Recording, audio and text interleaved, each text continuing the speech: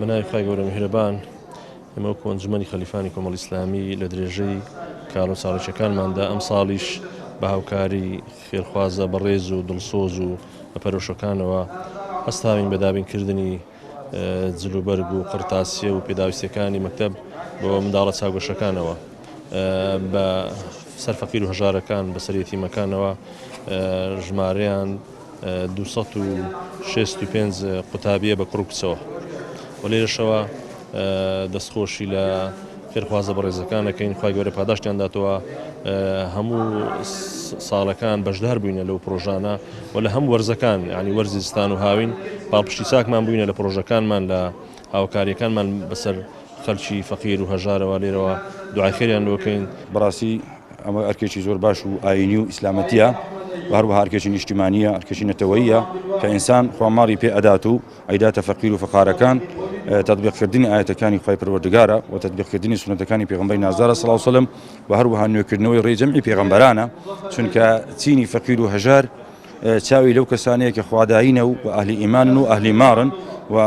ئەوە ئەرکێکی ئیسلامەتیە ئەرکێکی شەرعیە کە ئەوانەی کە خۆماڵیان پێدا چ لە ساڵێ جارێکدا ئینسان زەکاتی لێکەوی چ بەبێ زەکاتش کە خۆماڵت پێ ئەدا و بە حەدش زەکاتشی نەبی ئەتوانە ماڵی خۆت ئیثار بکەی و ببەخش لە پێناوی خی پەروەردگار.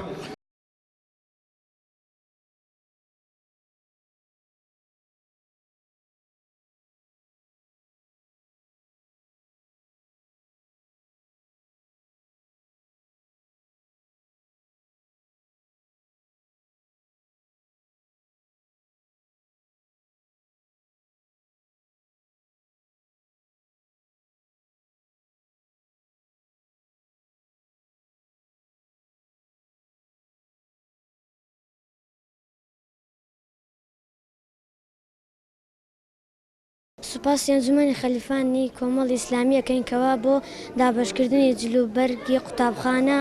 کە دەفتەر و قەڵەم و مساحە و جلوبەرگە من وەکو قوتابیەکی پۆلی شەش کە سەرەتای قوتابخانە جلوبەرگی قوتابخانەم پێشتە. سوپاسی ئەو ئەنجومەنەی خەلیفان دەکەین کە ئەو ئەرکیان لەسەر ئێمە لابر وەک جلوبەرگی قوتابخانەیە بۆ ئێمە دابین کرد وەک دەفتەر و کتێب و مساحە و چانتا و جلوبەرگ. من وەکو قوتابیەک زۆر سوپاسی ئەنجومەنی خەلیفانەکەم کە بێتە پێداویستەکانی قوتابخانە وەکو پێڵا و جانتا و جلوبەرگ و قەلەم و مساحەوانیان بۆ دابین کردوین.